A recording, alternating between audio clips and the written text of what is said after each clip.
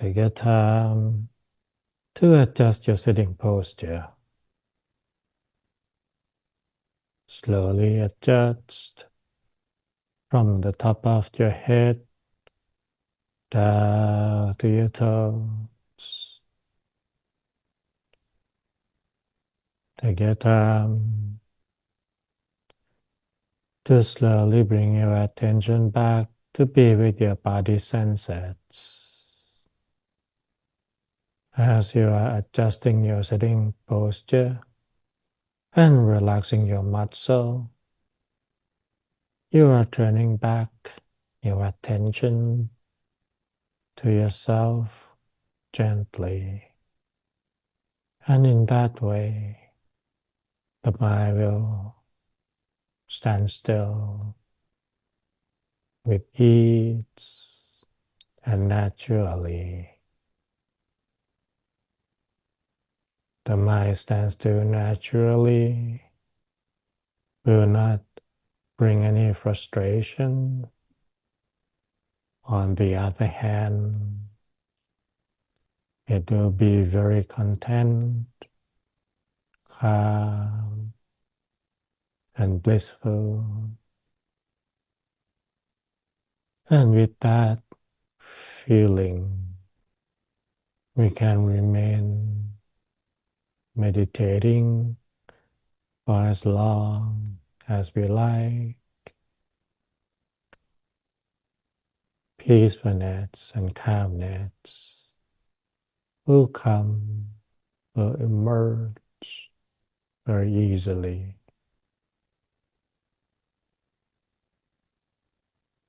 So take your time to adjust until you feel that you can release your body's weight towards the gravity. Relax every muscle from the top of your head down to your face. Relax from your temples, your eyes, your nose, and your cheeks. And down from the neck to your arms, your hands, your legs, your feet. Allow your entire body to be so relaxed. With that relaxation, your mind will slowly unwind from all matters that you may have holding back with you. As you turn your attention to the relaxation of yourself, little by little, your mind is unwinding, relieving from all matters it holds on, until you feel very relieved and free. Observe your whereabouts, your ambience, and imagine that you are sitting here alone in the middle of an open space without anybody nearby, just yourself, all alone, but not lonely. When our mind is at peace, we don't feel lack of anything. Even the emptiness feel whole and complete. It is full of content.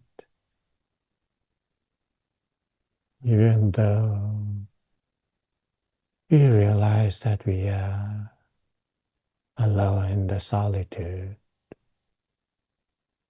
it doesn't feel lonely because craving settles. We are not looking for anything else to hold on. Our mind settles with peace, and that is the contentment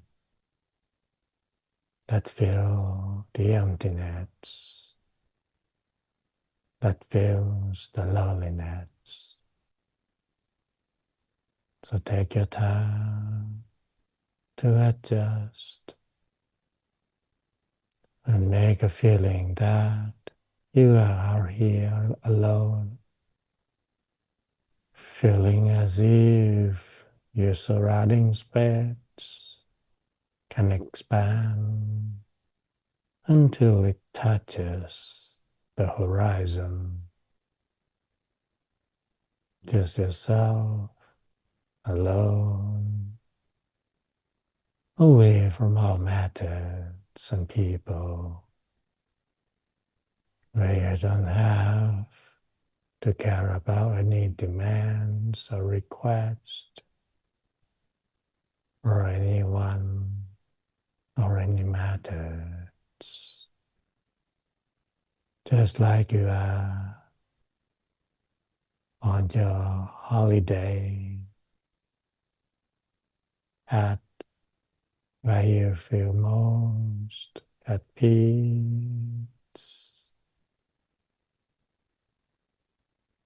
where you can liberate your mind from captivity. When the mind is free, the feeling is open, hollow, light, and spacious.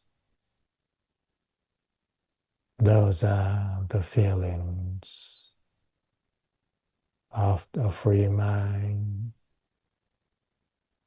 and that peace of mind can easily come to stillness.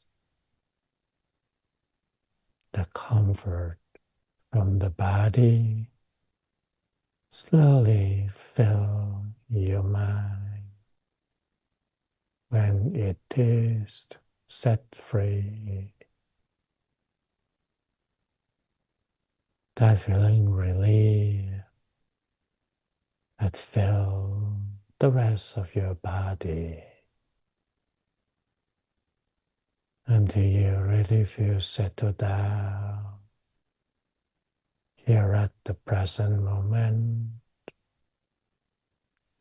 Then you may turn your attention down to touch gently within your body. That feeling deep inside where you find inner comfort. It feels mellow, silky, tender, and gentle within. And when you place your attention on that point, feeling peace, radiate and fill every part of you, making you even more serene. And that serenity is so enchanted, so captivated, so that you can just be there without any engagement or interaction that peace is more than enough for everything, so much that the mind doesn't struggle to seek or to look for any methods.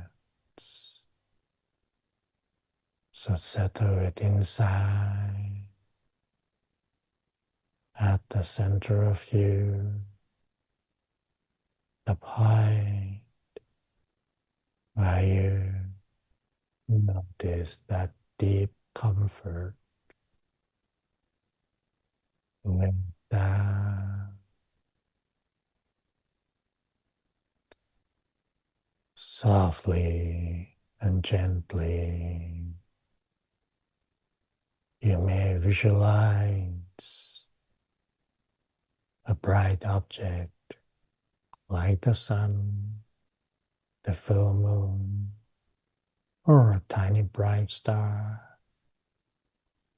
to keep you company. A bright image shall be a landmark for your mind. It will be a point of recognition so that you are aware of your consciousness. Settle down still within. So leave it there at the center of you. Or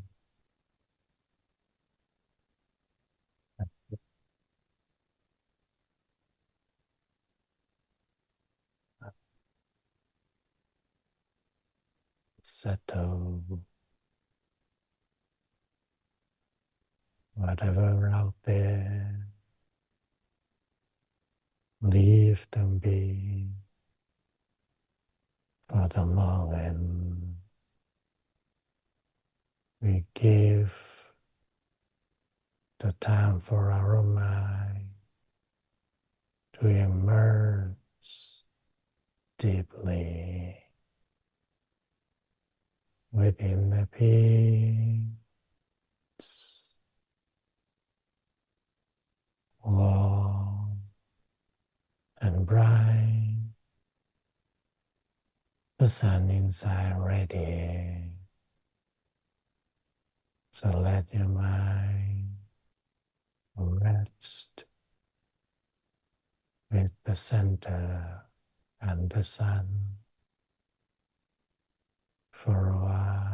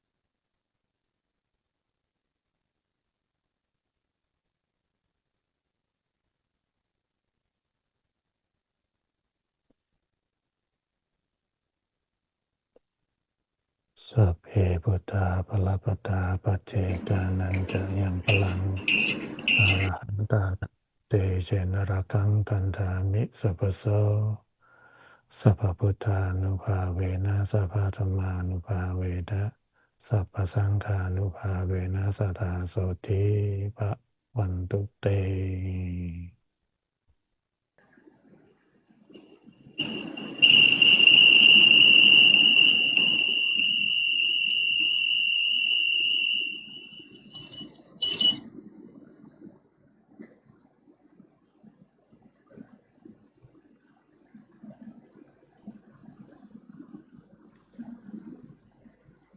พร้อมยัง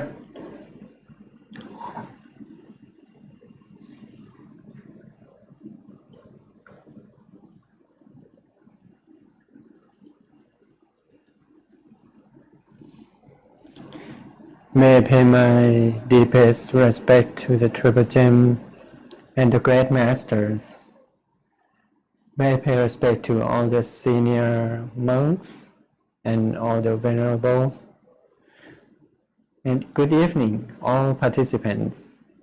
Welcome to our 14th day of this special certificate program, Pali Chanting with English translations, on this commemoration of Vesak Day and 81st year of Luang Por Thammachayo.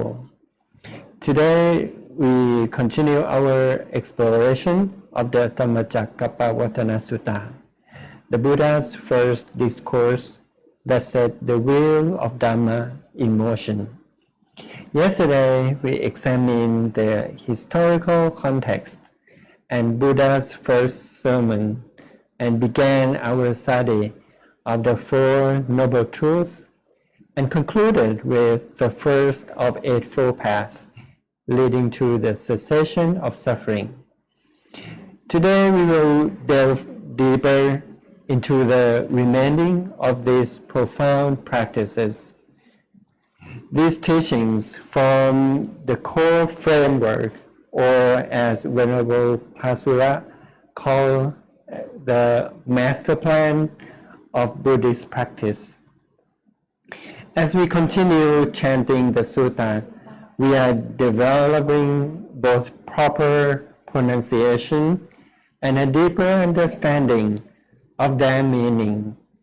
These teachings aren't merely philosophical concepts, but practical tools for transformation that have guided countless arahants and practitioners for over 2,600 years. And we are pleased to welcome back Venerable Pasura Tantamano to continue guiding us through the Buddha's first sermon. With his background that bridges both secular and monastic life, Venerable Pasura offers insights that are both profound and accessible. With deep appreciation and gratitude, please welcome Venerable Pasura Tantamano to continue our exploration of this foundational practice.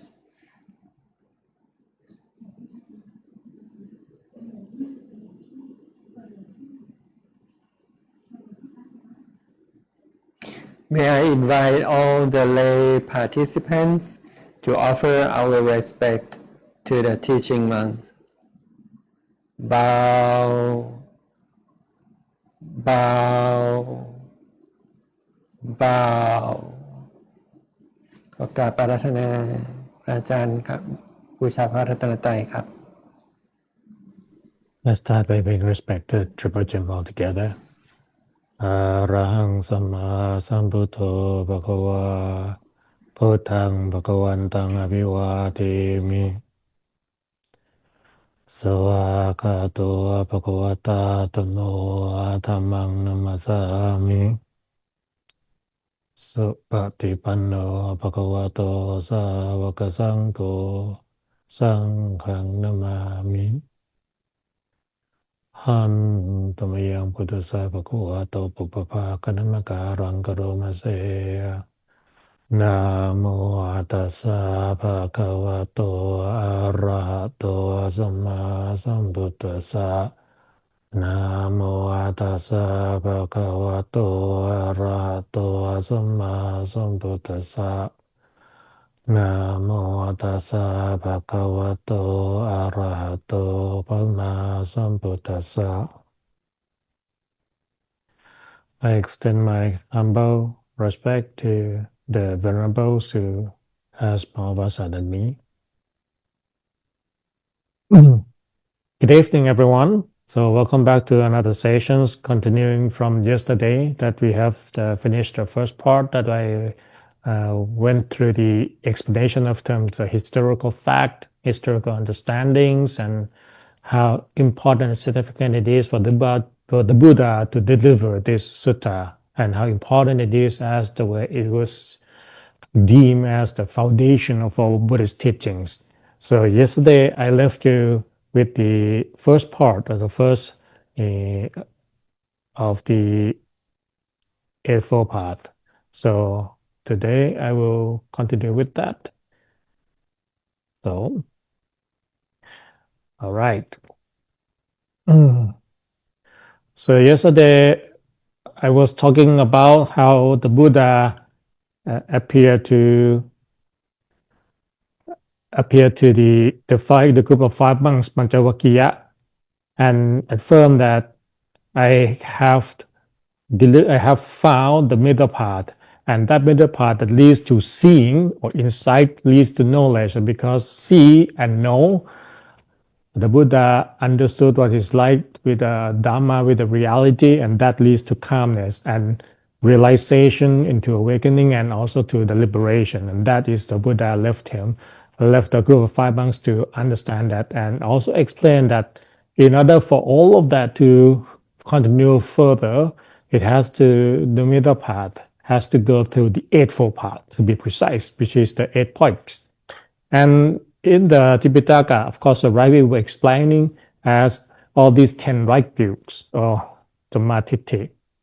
As I mentioned yesterday, that the majority part of the right view, if you break it down, is actually to reaffirm the whole ideas of understanding what it's like to keep pursuing good deeds, keep focusing on cultivate kusala karma, or positive karma. All of this word that the first four is all about reaffirming that keep up with your good deeds, all the way to understanding that because of the good deeds, it has the result and effect in the future lives, and even that coming to be reborn in a good environment, so that we can continue our journey in the cycle of rebirth, all the way to the different types of realms that exist beyond this world because of the karma that we have cultivated, and because of our convictions of this karma can enable us to become like the Buddha one day. So all of this is roughly yesterday. So then, because we already start by having right view, so now that I have a theory for life, for example, I realize that for me now, the personal theory is that if I want something good to happen with my life, I gotta have to start from cultivate my own good action. So that will lead to the intentions of planning a resolution. And that is what is called Samma Sankappa or Sakka Sankappa in a way. That leads to how can I continue to do good deeds? And of course, usually we simply talk about 3 ways to cultivate good deeds. The first one, dana, second, sila, and third one, pavana, which is generosity, precepts of moral codes, and pavana, which is purification of the mind. Of course, dana, you know very well, whether it's going to be just giving materials, giving knowledge, or dhamma knowledge, giving help, all the way to forgiveness. Sila, which of course is something that most Buddhists will observe. I will not go down to this detail, but the pavana is actually what I like to address a little bit. Because the term pavana means to develop. And when it means to develop, it is something that will take duration to gradually happen. I like to chat this part because I have also the duties to teach meditation to mostly non-Buddhists. And nowadays, what I found out is that there are growing interest of the practice of meditation. And most of the time, a lot of practitioners were trying to force the mind silence in order to keep the mind still, thinking that in the mind to be quiet is actually the correct way to meditate. In some way, it should be the result. But since the term bhavana means to develop, and it's different from the word meditation when you translate in English, because meditation, if you look up in dictionary, it tends to be translated as either types of mental practice or contemplation. It seems very engaging when the term bhavana is more developing the concentration of the mind. So it's slowly something to be cultivating as time goes by. So that's why I just like to have a little reminder that whenever you come down to practice meditation, take your time to slowly develop it, and you can develop anytime and anywhere. And bhavana doesn't refer to just sitting down to meditate. It's also different types of chanting, different types of practice that will slowly adding up on that concentration of the mind. And that's why being mindful all day long is also categorized in practicing bhavana as well. So that's what we can do too. Of course, the right resolve can expand into 10 material towards these, which mean that not only just the first three things that we usually mention as the dana, sila, and bhavana, there are actually other 7 that we'll consider as doing good deed as well. And a lot of them is actually easy. First of all, for example, number 4, humility or being humble. Being humble is actually something that we can always do to cultivate good deeds. It doesn't really require so much effort. So by being respectful and being humble, not being arrogant, that's actually, or egotistic, that's actually quite easy to practice and also be a way to bring punya or merit as well. 5, rendering service or being helpful or helping others. 6 and 7, this is actually something that we can also cultivate as a way to, whether when we see someone doing good deeds and we tell them that we are, we good job, you're doing great jobs, I'm rejoicing what you've been doing, to show the support and also sharing merit. All of this actually has one thing that's quite significant in the modern world, because when you rejoicing someone's merits, that will have to start from you are able to recognize when someone is doing good. By habit, it is very easy for human to project or to look at negative side of a person. Mostly if I look around, I can easily find 10 different things to complain about or to comment about, people around me. It's very hard to spot the mistake that people has done. But when I try to rejoice in a merit, automatically it enforces me to look at something positive about the person, so that I can even extend, wow, you have done something very good. I'd like to rejoice that job. And that becomes a new habit to look for something positive rather than negative. And in a way, that already leads to happiness. And that's why the right resolve in doing this is actually had the essence that going to the mind, the sense of development of the personal characteristics. You know that the Buddha, in order to become a Buddha, he has to pursue perfections of paramitta for tenfold, threefold of the 10 perfections. And whether it's going to go down to different types of or 10 of perfections, it's actually 10 perfect characteristics of a human being, of a person that is supposed to be very, very perfect. That's really a sense coming it down. So all of the goodies is not just to cultivate positive energy, but also to develop our personal characteristic. Because from punya, from merit, when we devote or dedicate ourselves in doing it, it becomes a paramita. And that will also change into our personality. And when we go to the next life, in this cycle of rebirth, it goes with us. So rejoicing merit and sharing merit will means that I always be kind to always sharing, see somebody say, okay, I share some goodies that I have done with you, and I see something good out there, I recognize and I express my support. So that becomes a characteristic too. The other 2, listening to the right teachings of the Dhamma, and number 9, sharing or teachings of Dhamma or the truth. So this actually so that we can, tend to put our time and focus, our attention, which is very limited and scarce, into where it needs to be. rather than spend a great deal of time scrolling on the screens and look up an unnecessary news or information that doesn't really concern us at all and makes us upset. But we can use that limited time of life to seek more knowledge in order to promote the realization of the truth. So these 2 points of the meritorious deeds actually is also about spending the time wisely so that we can not wasting it. So you see, it's not just I do reading the Dhamma book and talk about the Dhamma, but it's about change internally so that we don't really get distracted easily and be reminded the time that I have limited is supposed to be used for something that my life is born for. So that is what it's like. And of course, number 10, forming the correct view. The right view is still the bottom line here, you see. The first one that we talked about yesterday was the right view as well. Now the right view happened here again. So forming the right view is always one of the pinnacle of doing good deeds, because without the right perspective, the rest won't happen. In order for me to do anything, you gotta have to start from the mind. You have to start from that understanding that what am I doing, what it is for. So that right view, what are we cultivating, it needs to be constantly reminded. Luang Por Tha said to me once, and it's very interesting, he said, if you look at all religions around the world, they have some consistent pattern. And one of it is that every 7 days, there's a specific day in a week for every religion to conduct services or ritual or practices. For Buddhism, we choose the lunar calendar. So it's going to be, the half moon, the full moon, the new moon. So you see, so within the week. For other religion, it could be Friday, it could be Sunday, it could be Saturday.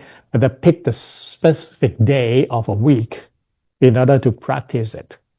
And it's actually the reason is that Luang Por said that we can forget very easily. We can be distracted very easily. So if within 7 days we have not come to refresh it, we tend to be kind of stepping away further from what we should be practicing, we should be spending time on.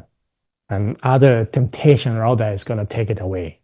So forming a correct view is not just, I try to just sit here and think, oh, I should have this view with thoughts of the karma and all that.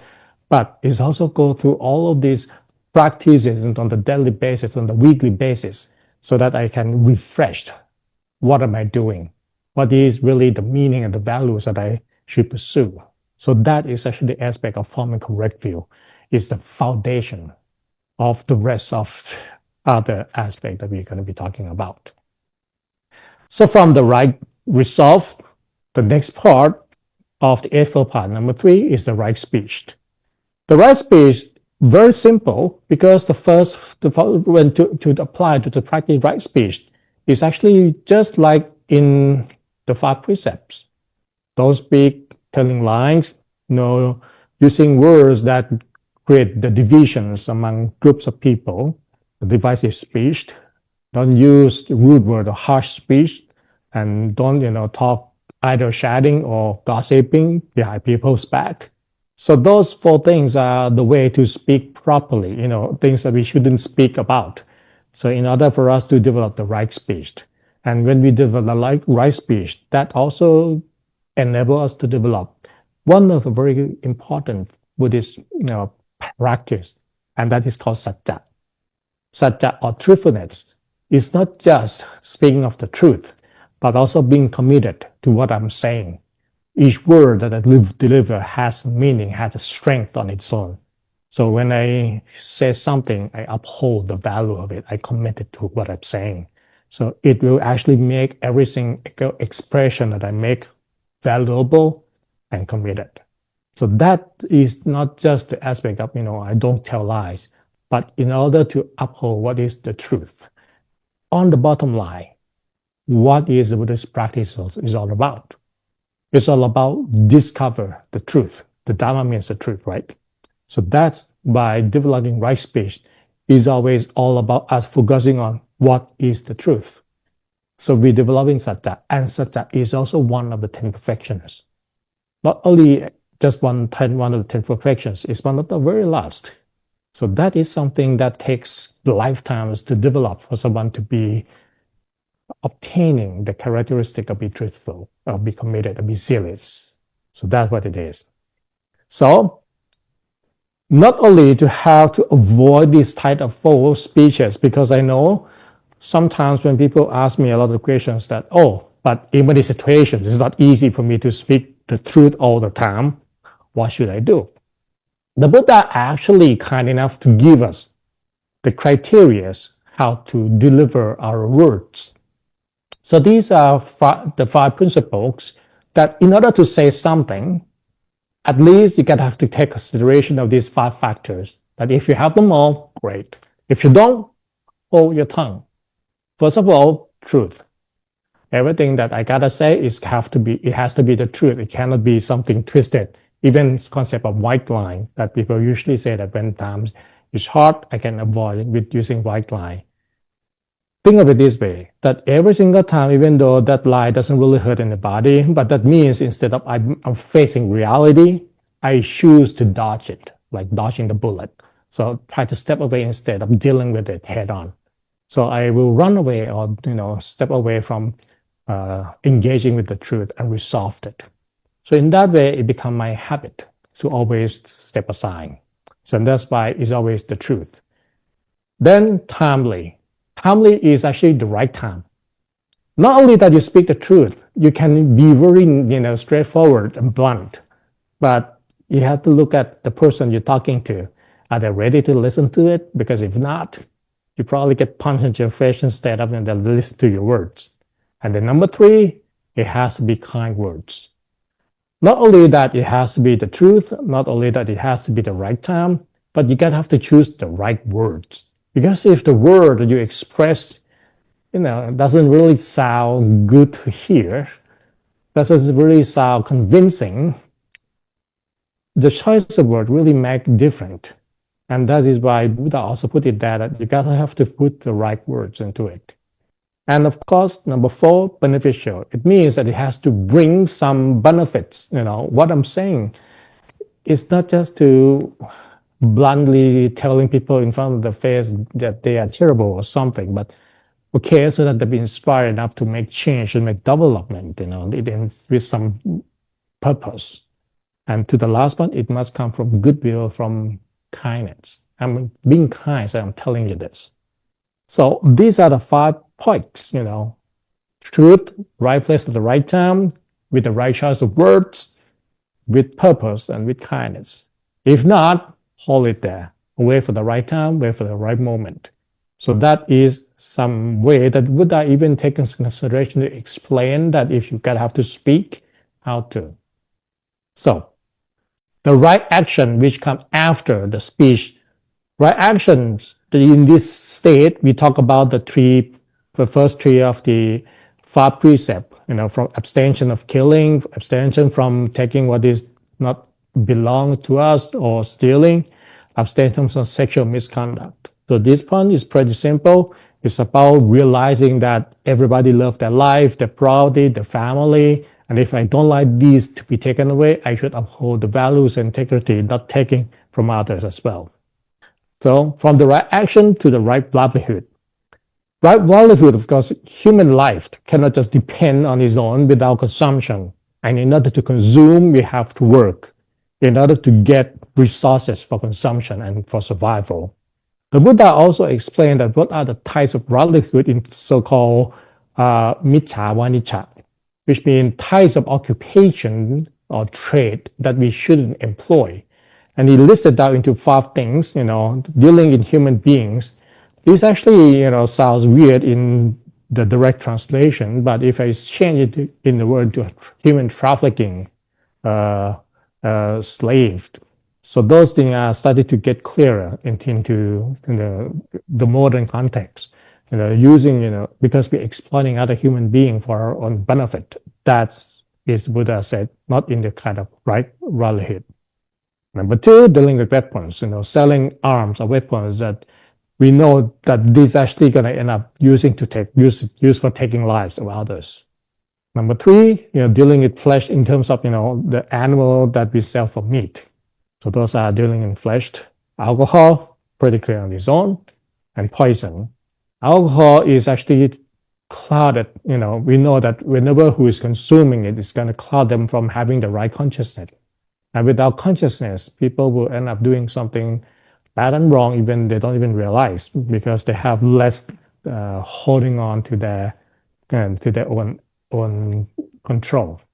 So that is why we are in supportive of that, why we are dealing in alcohol. And the last one, of course, dealing with poison. In poison, which is actually aimed to be just like weapon as well. Buddha put it in that way because this is what Buddha see as a kind of social doctrine. When the Buddha, we usually talk about the Buddha teachings a lot in terms of how it developed into a spiritual aspect, but the Buddha has also a lot of social doctrines, because in this sense, he didn't mention this for people who focus on just enlightenment, but just day to day. If I'm going to do trade, I'm going to have to conduct my life. What should I do? What should I avoid? Yeah, Buddha said, you can choose to employ different types of things for your survival. Don't do this. This is for your own good. So you don't end up engaging in negative karma and be a part that create this negativity of society. For the first all the way to the right livelihood is pretty simple, because basically we talk about the cultivation of good deed. But without the right effort, it stops. Everything that's going to moving forward, it must be continual with the putting in the effort to pursue it. And the right effort, the Buddha actually also put in that in one of the sutra, what it means to put an effort into. So the first two is about unwholesomeness or negative part of ourselves. Eradicate the unwholesomeness that we have. That should be our effort. All the negative habits, if I'm stinky, if I short temper, if I get easily egotistic, those characteristics that I inhabit, I should eradicate them. Number two, what I know that is not really good characteristic, not good traits, I should prevent them from being part of me. So now I know I'm not so egotistic, but that doesn't mean that I won't be in one day. And that is why the second effort that we should be employing is to employ the effort not to develop, to prevent it from developing myself. So the first two talks about the eradications and the preventions of unwholesomeness or the negative traits or characteristic to be part of us. So the first two right effort is to deal with the negativity. The other two of the right effort is about wholesomeness or something positive. One, develop what I don't have. I know I am not really truthful, I'm not really committed, I procrastinate a lot, I'm still not very disciplined. Now that I realize all that, I should develop it by slowly develop into a habit. And that's by every single lifetime. Even if we talk about afflictions, we talk about paramita, it's about developing that good traits, developing that positivity, positive characters within ourselves. So that development is actually what we should put in an effort. And the last one is to maintain. What I have done great, maintaining that. Doesn't mean that I have done great jobs in the past, I won't mess up later in the future, because we can easily be lazy, we can easily lose encouragement and inspiration to practice. There are millions of reasons that you can just come up with excuses not to do it. And that's maintenance. What we already have developed with a lot of effort should be put there. So the right effort, just breaking down into eradication, prevention, develop, and maintain.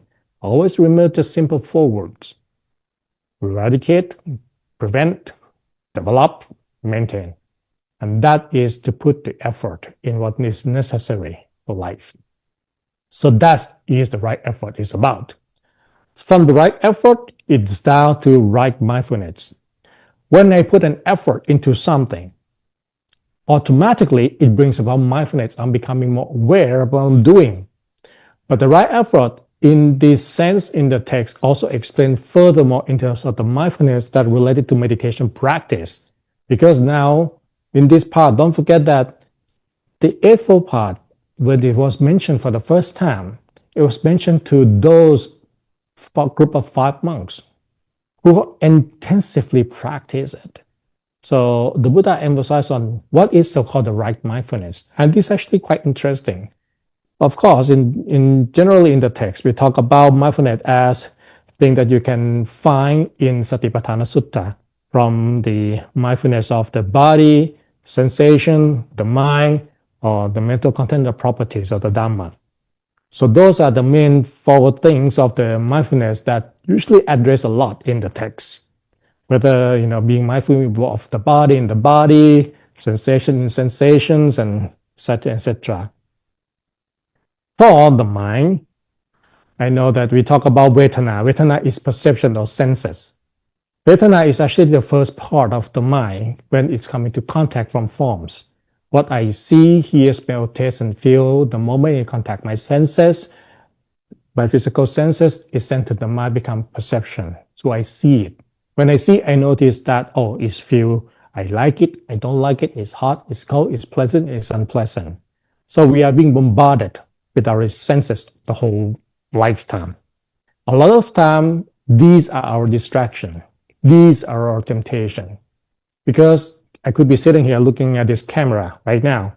It doesn't mean that my periphery will detect this and that passing by, and my attention will slip away. And if attractive, it's say lock in. So that is why being mindful of our senses, Vedana, is actually what we should be focusing on. But this attachment, if I develop, it's going to be hard to let go. It doesn't bring any benefit, which is going back to what we talked about yesterday, the indulgent in sensual pleasure, right? And citta, the image that you see right now on the screen is citta. Citta is the mind, from the whole perceptions all the way to the understanding, which is the mind, seeing the mind in the mind. So that roughly is the concept of mindfulness. The point being is that when it talks about mindfulness, it leads to concentration. Sati and samadhi come together. And not only in this, as a Dhammacakkappavattanasutta, sati and samadhi always sort of come together in many, many parts that explain about meditations, about mental power. So those things actually come together because for the mind to be still, to be concentrated, it needs to be mindful or to be known where it is first. Think of it this way. Mindfulness is the foundation. When you construct a building, you need your foundation to be strong, to be solid, so that the skyscraper of the building can be placed on top of it. If you want the building to be high, the foundation must be solid. When you practice meditation, what's actually happening? You actually prolong your state of being mindful or prolong mindfulness until that mindfulness slowly condenses and become concentration, because the word samadhi in terms of concentration is the mind stands still at a point, at a particular point, and that becomes concentration. Normally, we love to force that concentration instead of develop sati or mindfulness. And that's why sometimes when you practice meditation, you feel agitated, you feel frustrated, you don't really feel like at ease, feeling calm. Instead, you feel frustrated, which not supposed to happen if you're meditating. How can you be stressful? You meditate. You should be doing, go out there and work, right? It should give you calmness. The reason we are not calm because we force a concentration. And of course, concentration or samadhi, there is actually expression in the text that at least there are 3 stages based on what it says in Tipitaka. The first one is Khanika Samadhi, which is a brief moment of concentration. Second is explained in the text is Samadhi Citta, which is actually close to attaining the state of jhana, and all that is a bit complicated. I will not touch that because it's a lot. And the last one, Apana Samadhi, which is absolute stillness. What I do like is actually when the great master explained, Nungpa explained that when we started to develop Khanika Samadhi, it's already start to have some vision for us to observe, to notice. We already notice that feeling of mindfulness to be in one point, but it's still weak, but at least it's enough for us to have something to notice. And then from that, from that's like a kind of smoky, creamy brightness or warm feeling, it will slowly become more condensed. And then it leads to Upachara Samadhi. And from Juna to Upachara Samadhi, it will be even more condensed until the mind completely stands still. Apana Samadhi is when the mind stands still and the part of brightness emerged. That's when the Paul explained in terms of the practical aspect. And that's what I do like, rather than to explain more in terms of the abstract term like this. And the Buddha, after explaining this Eightfold Path, emphasized one more time, but this is what I have realized of myself, that developed the insight, the knowledge, to calmness, to direct concentration, and to liberation. On one side note, before I move on to the other aspect, when I show you the right mindfulness and the right concentrations, the right view, of course there is a word that's the wrong view. Wrong view. This is actually one of the things that intrigued me some years after becoming a monk teaching meditation, actually. I like to speak on this a lot because, we know that we practice a lot of meditation. There was Samma Sati, Samma translated as right. So the Buddha explained as Samma Sati, the right mindfulness, the right concentration. Recently, it's come across to me that if the Buddha explained what is the right concentration, what is the right mindfulness, then there must be wrong concentration. There must be wrong mindfulness. What are them? Buddha did not explain what is wrong, he explained what is right. And when it's not right, then it's wrong, is the opposite completely. I know you sound confusing right now. I'm not trying to confuse you. But the point is that we know the word sati. Sati that we usually explain, we talk about, that we want to develop is the right mindfulness, the Samma Sati, not just any sati. We can force mindfulness. Yes, we can. How? Remember when you were at school, you tried to strain yourself, staying focused, attentive in your class even you didn't want to be, but you could for a number of times, right?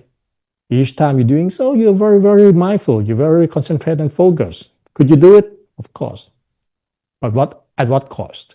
You feel tense, you feel restless. That is the example of the wrong mindfulness and the wrong concentration. And we know how to apply like that all the time.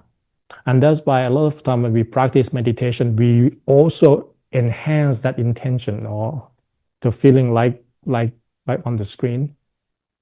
So now that you understand, the Buddha wants us to develop the right mindfulness and the right concentration. So it go back to each time you sit down to meditate. How do you actually let it to the right mindfulness? Meaning, be still, naturally, gently, relaxingly. So that's when Paul explained it. I realized that the difference between the right mindfulness and wrong mindfulness is that element of comfort. If without comfort, you can still have focus, you have still mindfulness, but it doesn't lead to happiness and joy. Comfort is what reminds you that you're still on the right mindfulness and the right concentration. And for that, I'm truly grateful for Dhammacakkappavattanasutta for explaining things that help us to develop our practice easier. So after the Buddha said that, now he moved on to the next part. Now this monk is the Four Noble Truths, which is the cause of the whole things that lock us and keep us here. So the Noble Truth of sufferings is the first one. Then he explained that the first cause of the sufferings, there are many types of them. Generally, you can categorize them into two kinds. The first kind is the sufferings that happen all the time. Birth, aging, and death. You see that birth, aging, and death are actually something that we have them all the time. So this is actually the idea that as we live in the cycle of rebirth, we live in the prison. And we cannot escape from the prison. The Buddha was just like us. He was an inmate like us. but he could find a way to break out of the prison. He called some people, follow him. The enlightened left the prison already. So we lock up here.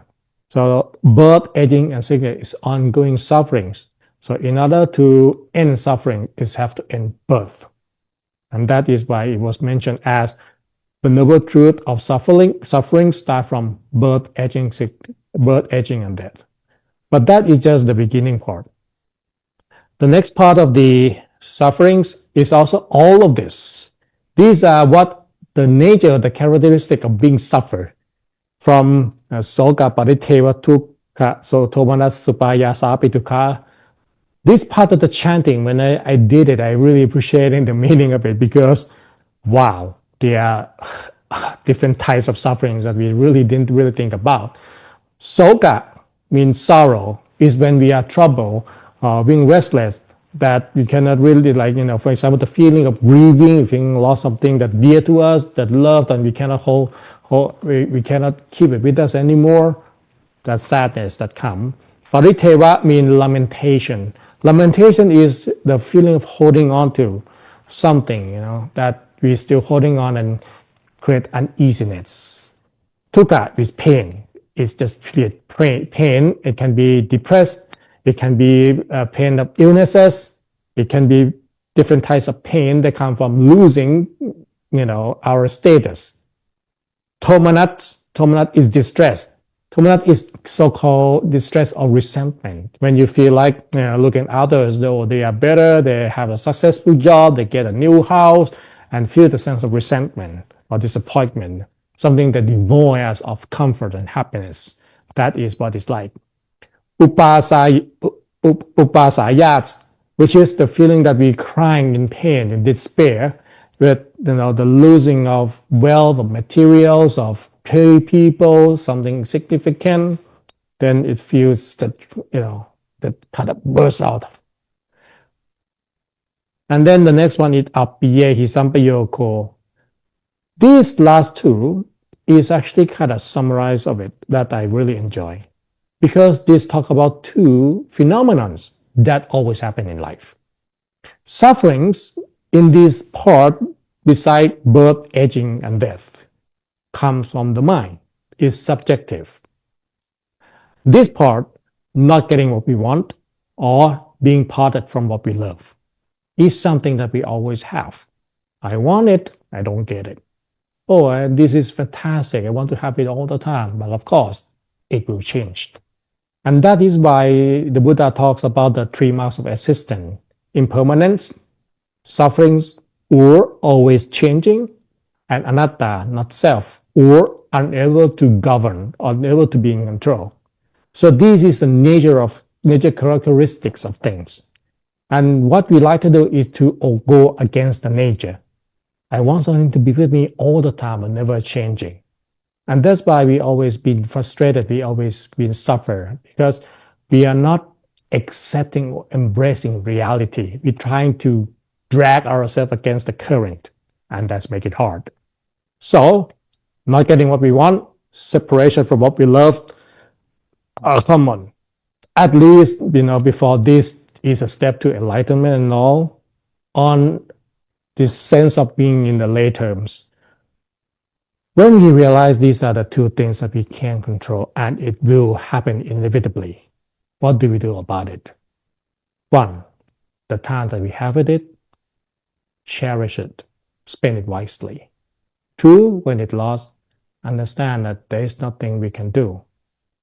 Once we realize that fact, let's move on, let's put our attention, effort into something else that is more constructive, rather than going back to these things that you saw on top: sorrow, lamentation, pain, distress, and despair, because it comes automatically with the feeling that focus on the loss rather than what we can gain. So at least it will help us to be more aspiring in keeping up with our life. And of course, all of this coming from clinging to five aggregates. Five aggregates is what composing our body from Vedana, Sanya, Sankhara, Vinyan, Rupa, Vedana, Sankhara, Sankhara, Vinyan, and all that. But it's just the formations of self, or formations of everything. And we love to hold on to them. The longer that we attach, the more it bounds the disappointment. So that leads to the second truth, origination of sufferings. All of this, when we call the word sufferings, tu is tukkha. Tu can mean negative, bad, or hard. Ka is actually can be the word that shortened from kanti, which is hard to cope with.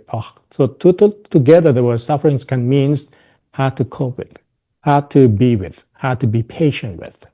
So it's also subjective in a way, because you can see that people have the same phenomena or incident happen to them, but everyone deal with it differently. So let's say you see your friends heartbroken, losing jobs. Some of them, okay, let's work it out. Some of them cry for days. Why? Because this one. Because the suffering is subjective, because the desire that they have differently. And that causes different types of pain. It could be the same incident. Losing job, heartbroken, disappointment, but different people deal with them differently. Why do they deal with them differently? It depends on how much desire of holding on to these things they got. Less, they deal with it easily. More holding on, a lot harder to deal with. And that's why the Buddha put it that the word tanha, yayang tanha puno pavika, tanha is actually means desire. So this desire is constantly creating rakha. Rakha is passion. So there's feeling this craving for sensual touch, sensual pleasures become rakha, or passionate for sensual pleasure. So this is actually the whole origination of suffering is from the desire, and is always enforcing our mind, disturbing our mind to look for more. And in the Dhammacakkappavattanasutta, the Buddha also break it out into three things. Craving for sensual pleasure, or kama tanha. You see, kama tanha. Kama in this word also means sensual pleasure.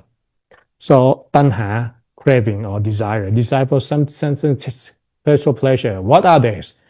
Nice food, nice clothes, beautiful sound. I want to go somewhere and see the view of the mountaintop. All this craving for something that pleases to our senses, what we see, hear, smell, taste, and touch. And all of this actually cause us to crave for more, because we never had them enough. When we lose, we crave for more. We feel sad not having them. You see, it's connected with the first one. All this craving and constantly drive us to want more.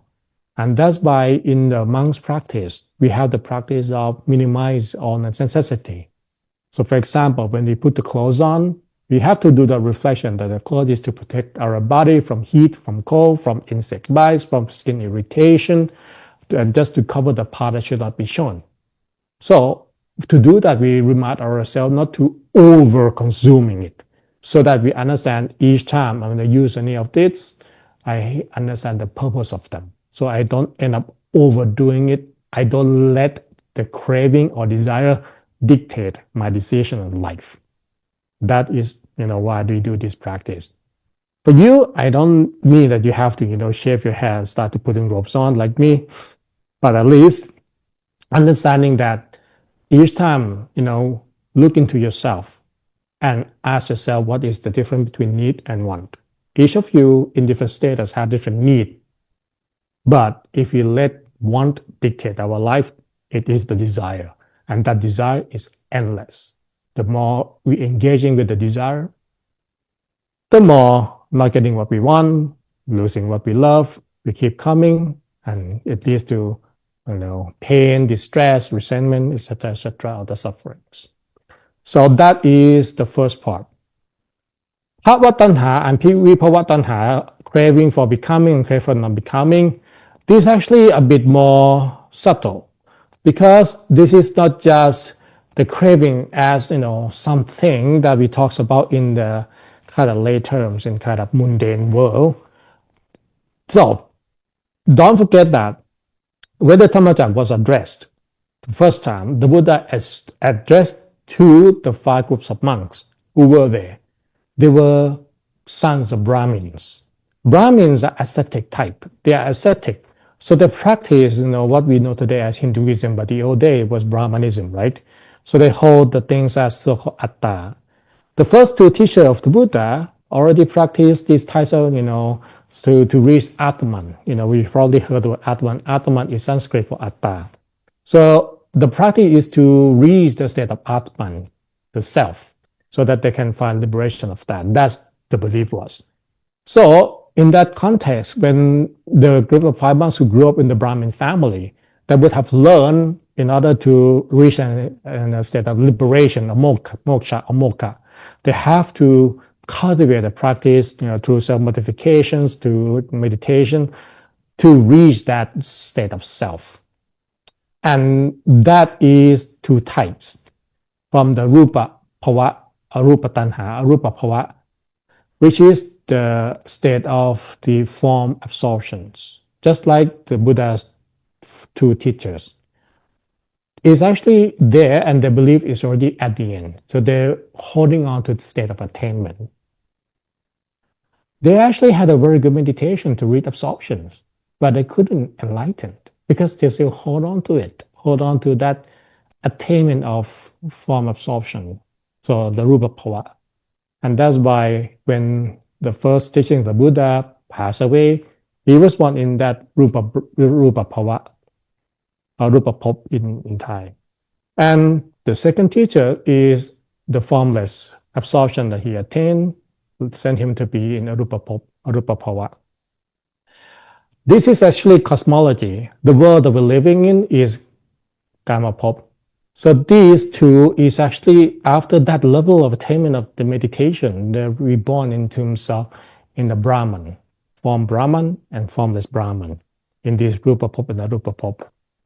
And our karma bhava is here. So they see the human world is somewhere here. This is celestial realm and this is hell. So we just right around here. But you see, these 2 are much bigger. Remember I said to you before about the wrong concentration, the wrong mindfulness, how crazy it is that we can easily do the wrong things. One day I asked Luang Por Tata, when I started to understand, I said, Luang Por, does that mean all those, hermit that were practicing these types of absorption with forcing attention outside, they can hold it for a long time? I said, yes. Because, the Brahman, in Brahman realms, they live very long. They lived hundreds and thousands of kappa, which is the beginning and end of each world. And that by itself is a very long time. So they live so long, they could see the beginning and end of so like many thousand worlds.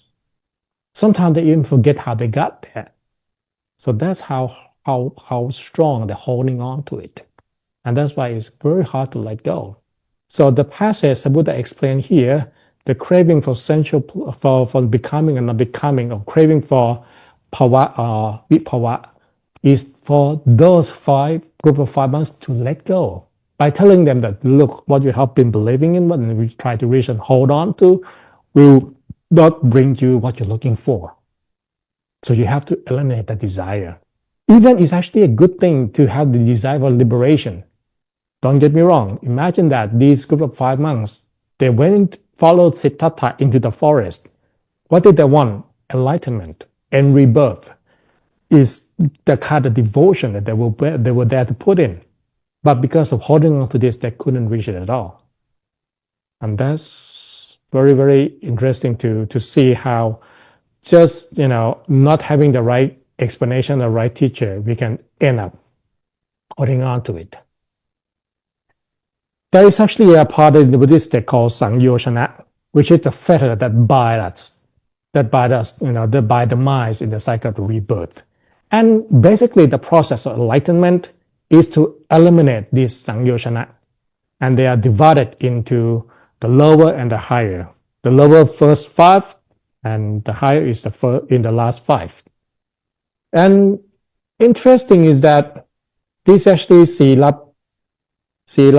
Silapata Pramats, Sila Patabama is actually holding on to the practice that was kind of following each other, believe that it was right kind of practice and holding on to it. And the stream enterer, which is the first state of enlightenment, is actually to let go, to be able to eliminate these first three. You see, from holding on to the wrong practice, the wrong views of self, and uncertainty, or this doubt vicikiccha is actually doubt in the what is really the true essence of the practice, a true goal, true purpose of the practice. To eliminate these trees lead to entering the stream enterer of the first state of enlightenment. But the rest is to eliminate the rest of them, all the way to avijja. This is actually why in the group of 5 monks, interestingly enough, when the Buddha gave the Dhammacakkappavattanasutta, he said it, and we know that at the end of the teachings, one of the 5 enlightened, but he didn't attain fully enlightened. He wasn't an arahant.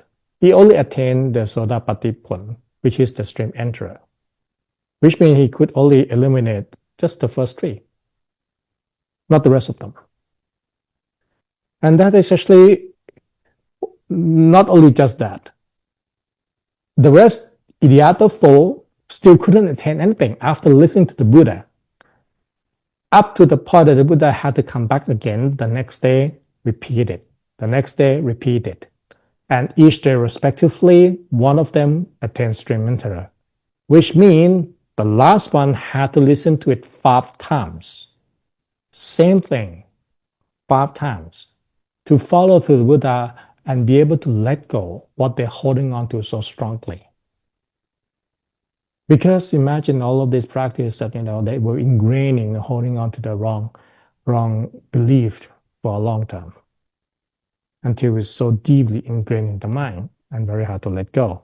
The Buddha even had to explain it 5 times to the last one. And still, after 5 times, all 5 of them still only attain stream enterer, not fully enlightened. Which the Buddha had to come back again and explain another sutra called Untitled Sutra, Anatta Lakkhana, the characteristic of not self or anatta. What is so-called anatta and what is so-called atta? Well, because what they've always been believing as self they were trying to attain is not. So if they can't let go of that, they couldn't fully enlightened. So the Buddha had to come and explain that so that all 5 of them attained fully enlightened afterward. That's how hard it is. But those group of 5 monks who were practicing self-modifications, who follow the wrong path of the practice and develop deeply with a kind of wrong understanding. So that is actually quite interesting, because I want to come to this point. This is what the Buddha explained as Nirodha, which is the cessation of sufferings.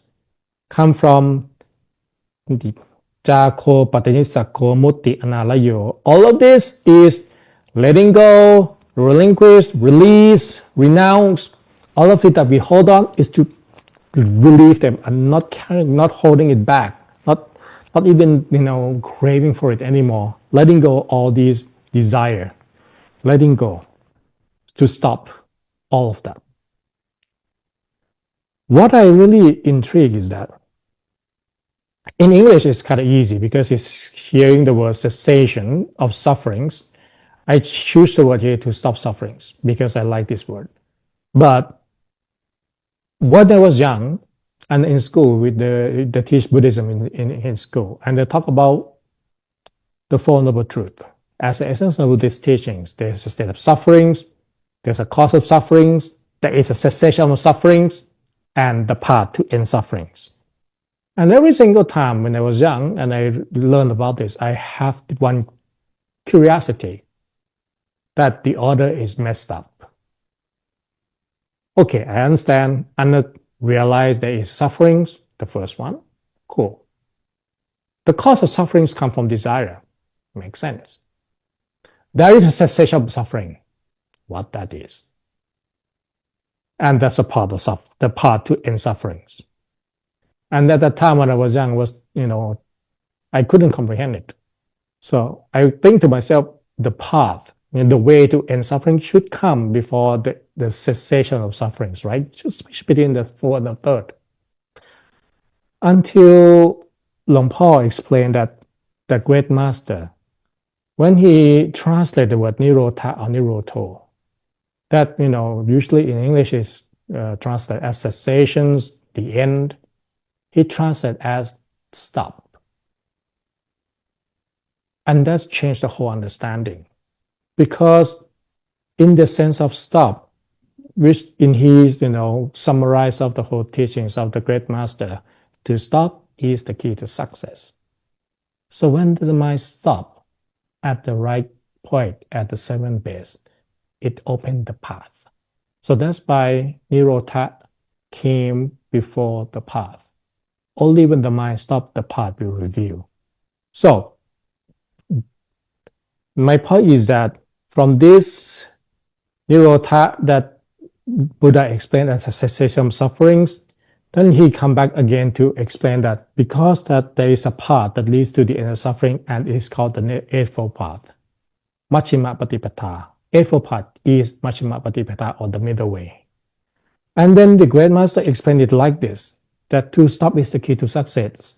It's in line with what the Buddha explained, that when the mind stops at the seventh base, he explained as it's opened the pathway from the Dhamma sphere, and the pathway that goes down the layers of the layers. He even called that Ekantaya, the one and only road, or the one and only path that lead to enlightenment. So this aspect, this part of the Eightfold Path that mentioned in the Dhammacakkappavattanasutta is not just like on the first one.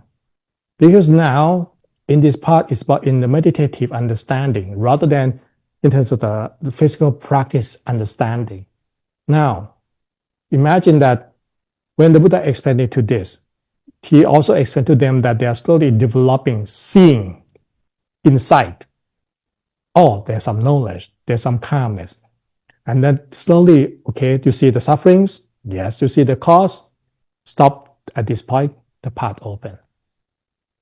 That, for me, is something that only, after listening to the Great Master and Luang Por to explain on top of it, will help me to understand that, wow, the whole meaning that we learned it, with the text scripturally and translate word for word, when it comes to practical aspect, we miss out a lot. And that's why when the Luang Por, the Great Master, explained the word Nirota as stop. Stop the mind at the right point. To stop is the key to success. It opened the Ekantaya, the one and only path. And from that, all the way to reaching the Dhammakaya, or the body of enlightenment. And that's what they follow, all the way to the body of enlightenment, the inner bodies. Through what? Through the Eightfold Path. Actually, this is actually a passage in the text, the Buddha. The Buddha said, good friends, companions, associates are the whole of spiritual life. A bhikkhu with good friends, associates, expect to develop, cultivate the Noble Eightfold Path. Good friends, good teachers, good guidance is really important. So we are very fortunate to have the good teachers like Luang Por Dhammachayo, like the Great Master, Luang Por, and the Master Nan. Because this, if they haven't really spent the life to really find out, we wouldn't be able to understand them. So Eightfold Path, in the practical aspect, it can also be divided into groups, 3 groups. For the right speech, action, and livelihood, if you want to develop it, it's in the category of precepts. For effort, mindfulness, concentration is in the category of concentration or samadhi. And right view, right resolve is in the category of panya or wisdom. But to practice it, how do I develop right speech, action, and livelihood? Through discipline. How do I develop concentration? Through being patient. And how do I get better view, better resolve? By being respectful. Because the word respect means to see good things in other people, places, situations, and objects so we can absorb them. That's the true meaning of it. And with the practice of the Eightfold Path, cycle after cycle after cycle, it helps us to finally developing further and further, deeper down. And that's really, really just the tips of the iceberg of the Eightfold Path, because the Eightfold Path is basically the laid out of the rest of the Buddhist teaching. So this is what I want just to pause for today, just to get some understanding and some appreciation how someone like the great master has left us with that understanding just by translating the word nirota into stop and explain the practical aspect of it. It changed the way we understand the Eightfold Path and be able to use them in physical life and in meditative terms. So that's why it is very important to have good teachers, and we are very lucky. And in order for us to pay our gratitude for that, of course, just like yesterday, we're gonna come back together to do the recitations of the Dhammacakkappavattanasutta as the way to really paying respect and sharing our good deeds to Luang Por Thammashiv as an act of gratitude. So let's do the chanting together.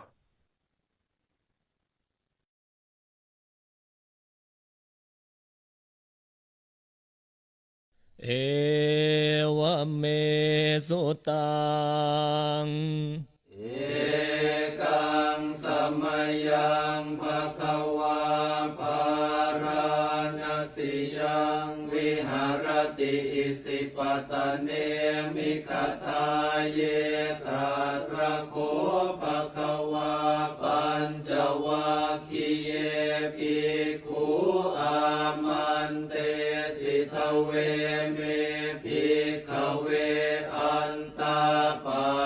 Chite nana sevita payo jayang tame sukama sukhalika nuyoko hino kammo poto chaniko anariyo anatasanhito yo jayang atakilamatha nuyoko tukho anariyo anatasanhito ete bhikkhave upo ante anupakamma chimma patipatha tathakatena apisambuddha jakkukaraniya nakarani upasamaya apinyaya sambuddhaya nippanaya samvatati katama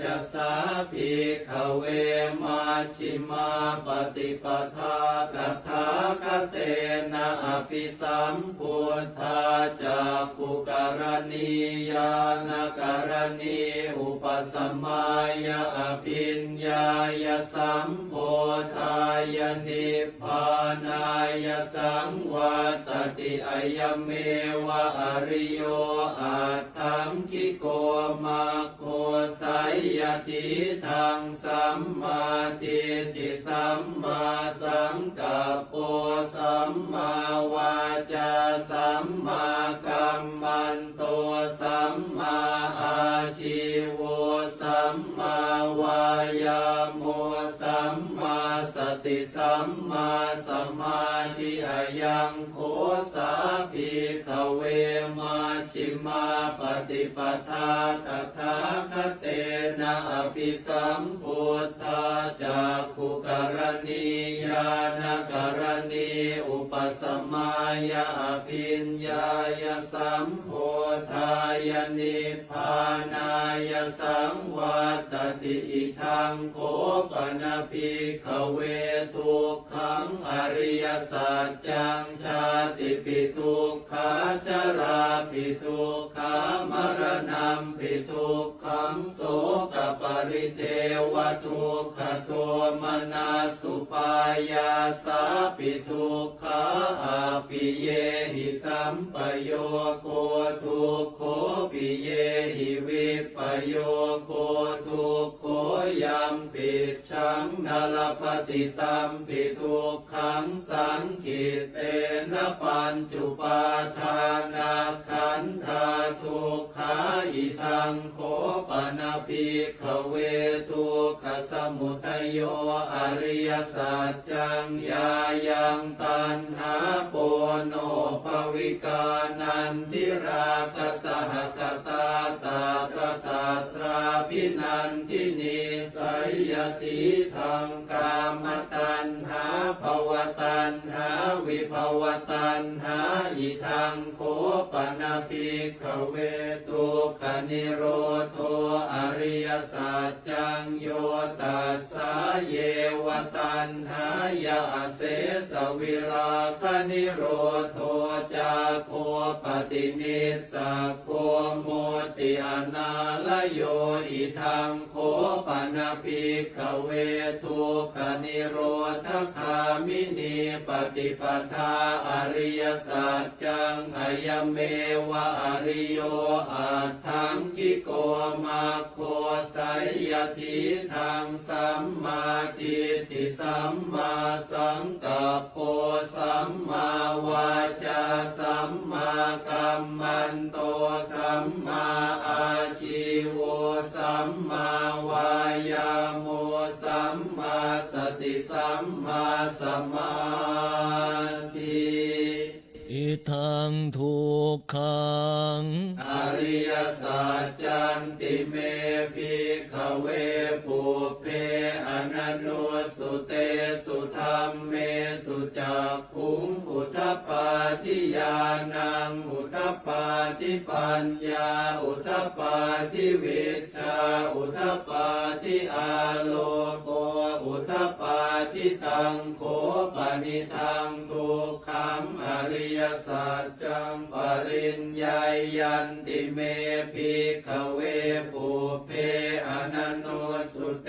สุธรรมเมสุจักขุงอุทปปาทิญาณังอุทปปาทิปัญญาอุทปปาทิวิชชาอุทปปาทิอาโลโกอุทปปาทิตังโขปนิทังทุกขังอริยสัจจังปริญญาตันติเมภิกขเวปุเพอนันโนสุเตสุธรรมเมสุจักขุงอุทปปาทิญาณังอุทปปาทิปัญญาอุทปปาทิวิชชาอุทปปาทิอาโลโกอุทปปาทิอิทังทุกขสมุทัยโยอริยสัจจันติเมภิกขเวปุเพอนันโนสุเตสุธรรมเมสุจักขุงอุทปปาทิญาณังอุทปปาทิปัญญาอุทปปาทิวิชชาอุทปปาทิอาโลโกอุทปปาทิตังโขปนิทังทุกขสมุทัยโยอริยสัจจังปหาตัพพันติเมภิกขเวปุเพอนันโนสุเตสุธรรมเมสุจักขุงอุทปปาทิญาณังอุทปปาทิปัญญาอุทปปาทิวิชชาอุทปปาทิอาโลโกอุทปปาทิตังโขปนิทังทุกขสมุทัยโยอริยสัจจังปหินันติเมภิกขเวปุเพอนันโนสุเตสุธรรมเมสุจักขุงอุทปปาทิญาณังอุทปปาทิปัญญาอุทปปาทิวิชชาอุทปปาทิอาโลโกอุทปปาทิอิทังทุกขนิโรโธ อริยสัจจันติเมภิกขเวปุพเพอนันโนสุเตสุธรรมเมสุจักขุงอุทปปาทิญาณังอุทปปาทิปัญญาอุทปปาทิวิชชาอุทปปาทิอาโลโกอุทปปาทิตังโคปนิทังทุกขนิโรธอริยสัจจังสัจฉิกาตาพันติเมภิกขเวปุพเพอนันโนสุเตสุธรรมเมสุจักขุงอุทปปาทิญาณังอุทปปาทิปัญญาอุทปปาทิวิชชาอุทปปาทิอาโลโกอุทปปาทิตังโคปนิทังทุกขนิโรธอริยสัจจังสัจฉิกตันติเมภิกขเว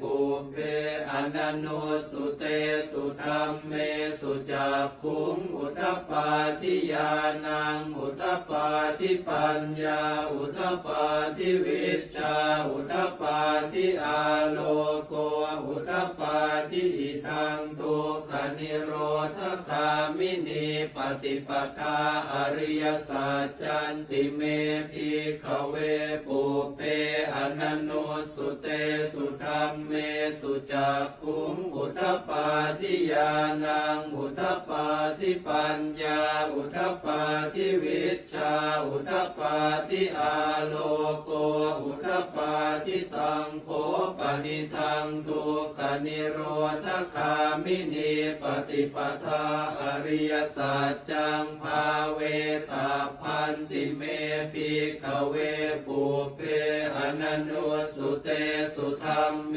สุจักขุงอุทปปาทิญาณังอุทปปาทิปัญญาอุทปปาทิวิชชาอุทปปาทิอาโลโกอุทปปาทิตังโคปนิทังทุกขนิโรธคามินีปฏิปทาอริยสัจจังภาวิตันติเมภิกขเวปุพเพอนันโนสุเตสุธรรมเมสุจักขุงอุทปปาทิญาณังอุทปปาทิปัญญาอุทปปาทิวิชชาอุทปปาทิอาโลโกอุทปปาทิยาวกีวันจะเมภิกขเวอิเมสุจตุสุอริยสัจเจสุเอวันติปริวัตตังทวาทสาการังยถาภูตังญาณทัสสนังนสุวิสุทธังอโหสิเนวตาวาหังภิกขเวสเทวเกโลเกสมาระเกสพรหมเกสสมณพรหมนิยาปัจจายสเทวมนุสายอนุตตรังสัมมาสัมโพธิงอภิสัมพุทโธปัจจัญญาสิงยโตจะโคเมภิกขเวอิเมสุจตุสุอริยสัจเจสุเอวันติปริวัตตังทวาทสาการังยถาภูตังญาณทัสสนังสุวิสุทธังอโหสิอัฏฐาหังภิกขเวสเทวเกโลเกสมาระเกสพรหมเกสสมณพรหมนิยาปัจจายสเทวมนุสายอนุตตรังสัมมาสัมโพธิงอภิสัมพุทโธปัจจัญญาสิงญาณัญจปนเมทัสสนังอุทปปาทิอกุปปาเมวิมุตติอายมันติมาชาตินาติธานิปุนาภโวติอิธรรมโวจะภควาอัตตมนาปัญจวัคคียาภิกขุภควโตภาสิตังอภิ ปินันตุงอิมาสมิงจะปนวัยยาการณาสมิงพันยมาเนอายาสมโตโกนทัญญาสวิรชังวีตมลังธรรมจากขุมอุทธปาทิยังกินจิสมุทัยธรรมังสัพพันตังนิโรธธรรมันติภวัติเตจะภควตาธรรมจากเกภูมิมาเทวาสัทธมโนสาเวสุงเอตัมภควตาภาราณสิยังอิสิปตเนมิคทาเยอนุตตรังธรรมจากกังปวัติตังอาปฏิวัติยังสมเนนวาพรหมเนนวาเทเวนวามาเรนวาพรหมุนาวาเกณจิวาโลกัสมินติภูมานังเอวานังสัทธังสุตวาจาตุมหาราชิกาเทวาสัตตมโนสาเวสุงจาตุมหาราชิกานังเท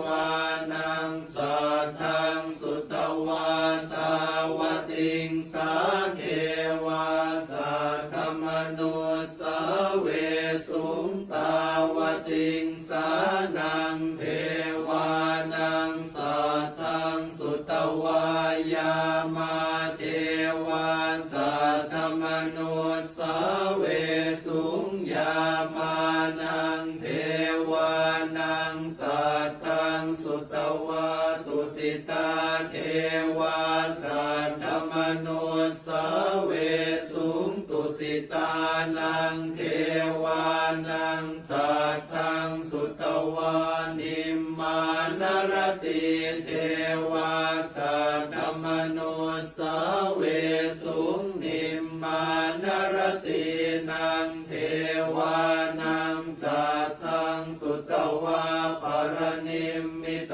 วสวัตติเทวาสัทธมโนสาเวสุงปรนิมมิตวสวัตตินังเทวานังสัทธังสุตวาพรหมกายิกาเทวาสัทธมโนสาเวสุงเอตัมภควตาภาราณสิยังอิสิปตเนมิคทาเยอนุตตรังธรรมจากกังปวัติตังอาปฏิวัติยังสมเนนวาพรหมเนนวาเทเวนวามาเรนวาพรหมุนาวาเกณจิวาโลกัสมินติอิติหะเตนะคะเนนะเต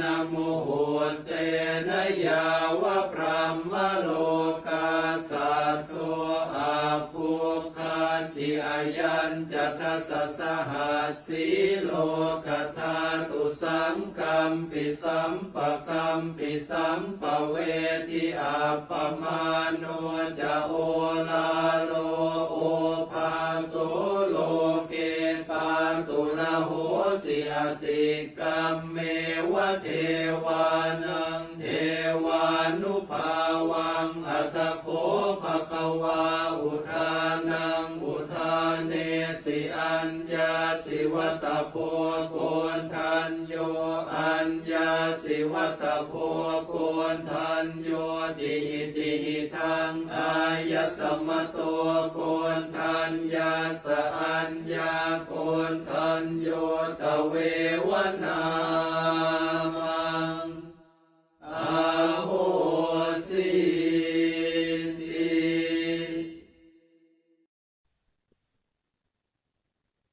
So now that we have completed the recitation of Dhammacakkappavattanasutta, let us close the eyes, bring our mind to stay still within the center of ourselves, to recollect all of the good deeds that we have come together and cultivate today. From recite the chanting, the evening chanting, practicing meditation, listening to the Dhamma, reciting the Dhammacakkappavattanasutta, until all these good deeds and merit have come together, appear as a bright, clear merit sphere at the center of our self, so we can allow this merit sphere to expand. All of the merit that we have cultivated, let it slowly formulate into this warm brightness, which we are going to share. Share it with our teachers and master, Dhammacakkappavattanasutta. For this year, he reached the 81st birthday anniversary, and with his guidance, we are able to understand the complexity and the profoundness of the Dhamma, and be able to apply and practice.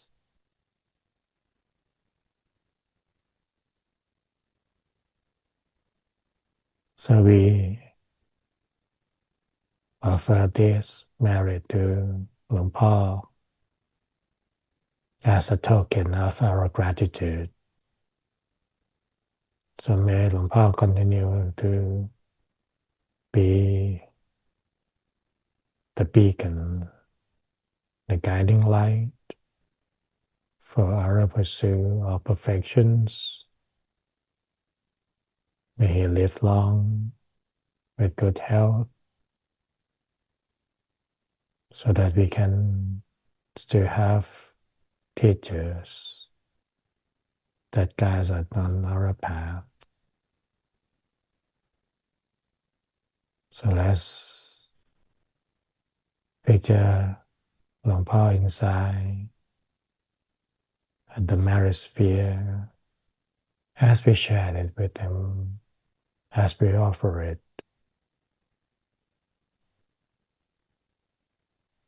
Until the mind is filled with brightness.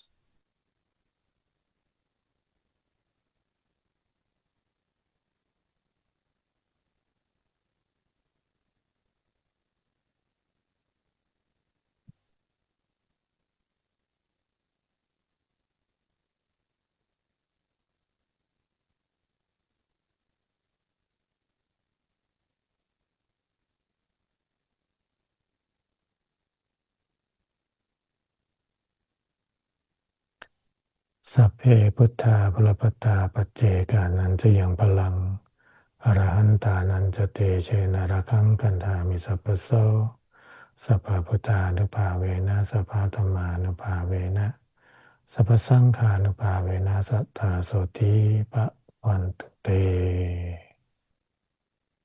Let us pay respect with Jogchen bow together. Arahang Samma Sambuddho Bhagava Buddhang Bhagavantam Abhivademi. Buddho Menato, the Buddha is our refuge. Savakato Bhagavata Dhammo Dhammang Namasami. Dhammo Menato, the Dhamma is our refuge. Supatipanno Bhagavato Savaka Sangho Sanghang Namami. Sangho Menato, the Sangha is our refuge.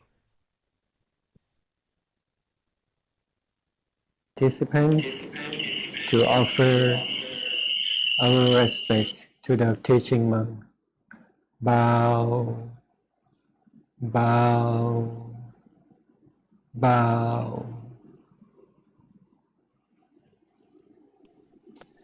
May all of the good deeds that you will have you cultivated bestow upon each and every one of you with happiness, strength, and wisdom. May all your wish be reality.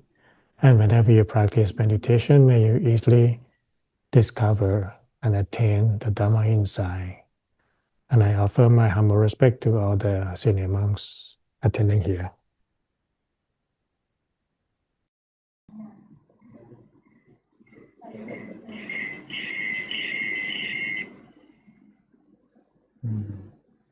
I'd like to express our deep gratitude to Venerable Pasura Tantamano for guiding us through and extensively explaining this profound Buddha's first discourse.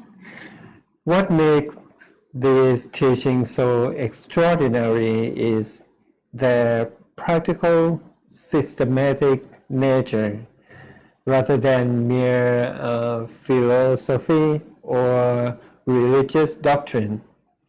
The Noble Eightfold Path, in particular, offers concrete guidance for developing wisdom, ethical conduct, and mental discipline, or in Pali as the Sila, Samadhi, and Panya. So I like to encourage you to reflect on how these teachings can apply to your own experience. And as a gentle reminder, tomorrow evening at 6:30 p.m. Thailand time, we will begin our program as usual with the evening chanting and meditation. Then at 7 p.m. we will conclude our exploration of the Dhammacakkappavattanasutta and focusing on the final sections that describe the Buddha's declarations of his awakening and the response of the 5 ascetics and the devas. And this will also be our final teaching session before the examination tutoring on the 5th of June. So please join us. For today, may the merit of learning and practicing the Dhamma of the Buddha bring peace to our hearts and all beings. May you all be blessed with wisdom and wealth, good health and happiness. May you all attain the light of Dhammakaya shining within you. Thank you for joining our program. See you tomorrow and good night.